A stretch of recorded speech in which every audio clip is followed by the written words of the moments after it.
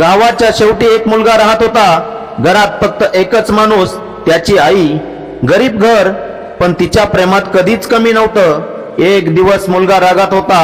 त्याला वाटत होतं की आयुष्य त्याच्यावर अन्याय करतंय आणि रागाच्या भरात तो आईला म्हणाला, तू माझ्यासाठी काय केलं? आई काही बोलली नाही, फक्त शांत नजर टाकली आणि रात्री स्वामी समर्थ महाराजांच्या मंदिरात जाऊन बसली.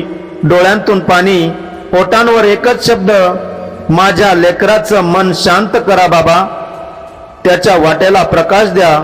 दुसऱ्या दिवशी त्या मुलाच्या स्वप्नात एक आवाज ऐकू आला, अरे बाळा, ज्या हाताने तुला धरून चालायला शिकवलं त्याच हाताला तू आज प्रश्न विचारलास. तो आवाज कोमल पण धार लावलेला.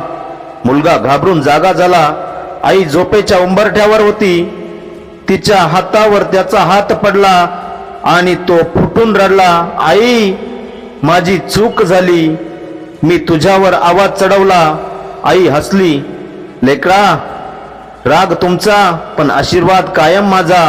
मुलाने आईला मिठी मारली आणि तोच क्षण जणू स्वामी समर्थ महाराजांनी स्वतः येऊन त्या घरात शांतता ओतली होती.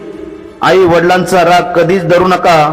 जगात बाकी सर्व मिळेल, पण त्यांची जागा कोणीच घेऊ शकत नाही. श्री स्वामी समर्थ. जय जय स्वामी समर्थ.